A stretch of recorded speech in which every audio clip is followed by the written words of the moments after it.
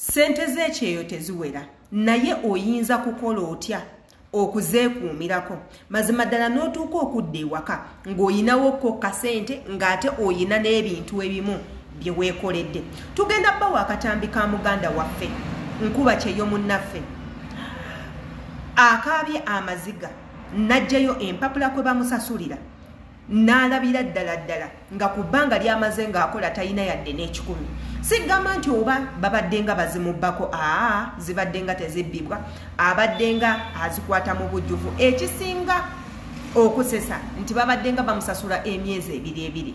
Yenze Sheila Adita gwe n'atanaba kubanga subscribinga ku YouTube channel yange omisinga videos nyingi nnyo naddala ng'oli Nkuba Kyeyo jangu otwekumireko osubscribinge ekigambo weekiri kwata ku notification bell buli video yonna jenteekayo eberenge kutukako bulungi nga gwe omu kuba committee members baffe kikakatako okubanga okomentinga bw'okomentinga kituyambako okumanya endowooza yo ate era nsindikira obubaka bwo woba oyina kyoyagala ntuuse eri famire yo nsindikira obubaka onsindike eri famire yo mbeere nga njitumirako oba oyina ebintu ebyenjawulo byoyagala okubanga obawa. Tugenda kugendako mu nsonga z'Abankuba Kyeyo ng'era we mumanyi nti nze all along ze ensonga ze mbadde nkola ku nsonga z'Abankuba Kyeyo yokka nga tetunnaba kugenda wantu wonna katusooke tugendako mu katambi ka muganda waffe tukawulirize ate era tukakubyakanyeko ebirowoozo tumanye ki ekyokukola kye tuyinza okukola bw'oba ng'oyagala okubeerako n'akasente mu nsawo nga oli Nkuba Kyeyo. Katugendako mu katambi ate era tukomewo.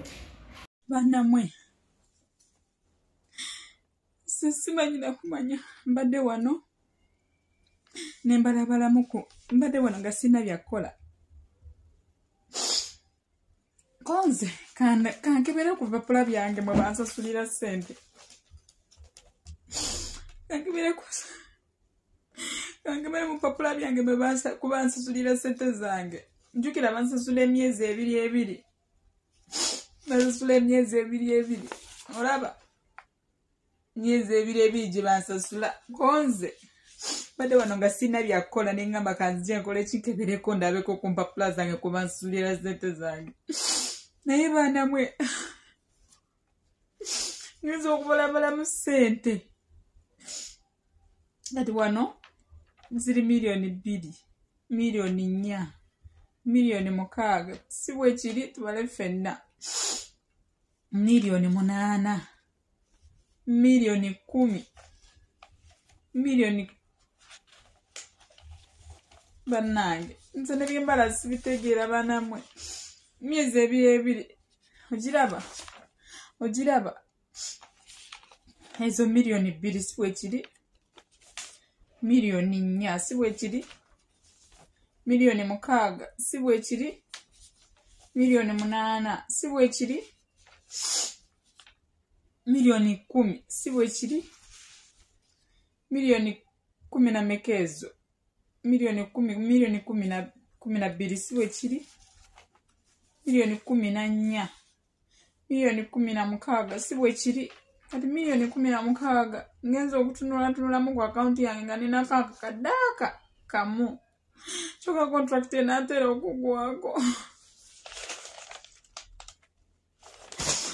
bannange simanyi sente ziragawa bannange sigamba nti oba nguzeemu ttaka nti liiryo lyenguzeemu ngenza okulaba nga ebbanga liggwayo kyokka contract enaatera okugwako ku akaunti ninako wakadde kamu kokka bannange musasire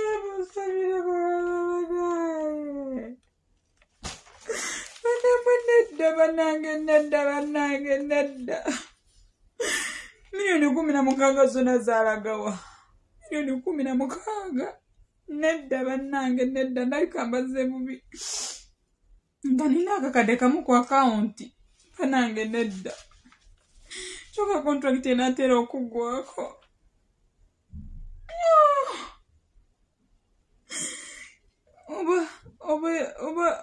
oba yasindikanga gumu omwezi naye ateera 2 gye yasindikanga era gijuna. Akonno ke katambi k'omu ku baganda baffe ke tubadde twogerako nga yeemulugunya ku ssente ng'agamba ssente teziwera era ng'akaabye n'amaziga. Bunene bwe bugenda okuba obubaka bwange obutono eri mwenna nga bankuba kyeyo nga we mmaze ebbanga nga mbatuusaako obubaka bwe buti na mu kino nsaba munneesige muwulirize bulungi. Nsiba mbagamba nnyo nti ssente z'ekyeyo tebazigaba ye lulu namba 1 obanga oyagala okufuna ssente ezo. Era ng'oyagala ozzeekumirako nga gw'oli siriasi nti wagenda okuva e Uganda n'olinnya ennyonyi ogenda okole ng'omaliridde nti ogenda kukola kwetuusaako ebyo bye weetaaga. Era nzijukira we twali tusooka okuggulawo pages zaffe nabagamba buli muntu yenna agenda ku kyeyo genda ne general atakitegedde general genda ne diary oba totegedde diary genda na notebook.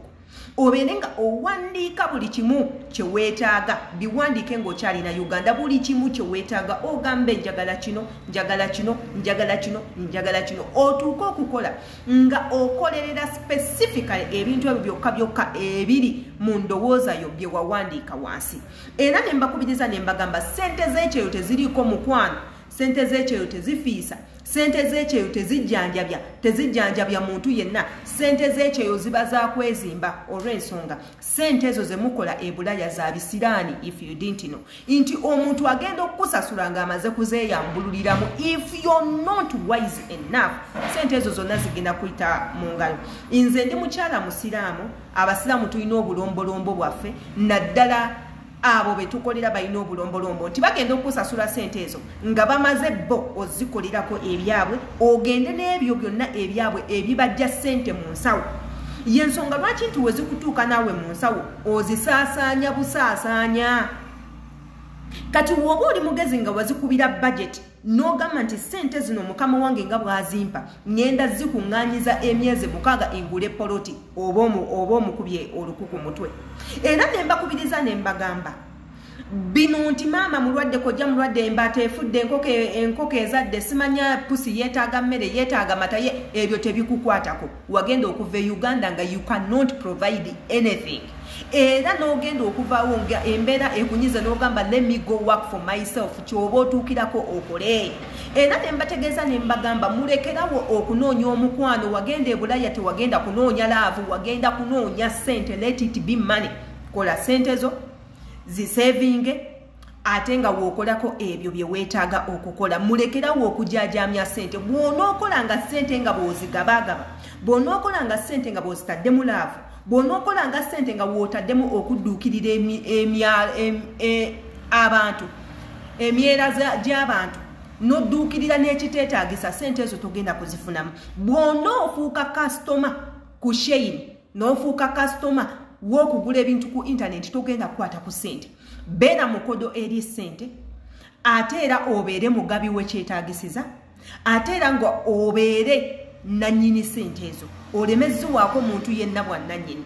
Era ne tubategeeza ne tubagamba nti ssente z'ekyeyo kino eno bw'okwata omwaka ogusooka manya nti nno ogwo omwaka gw'okutte tegugenda kudda. Z'okwata buli mwezi manya tezigenda kudda. Z'osaasaanya buli mwezi tezigenda kudda olw'ensonga omulimu gw'oliko it's not a permanent job. Kankikuddiremu omulimu gw'oli mu kukola it's not a permanent job.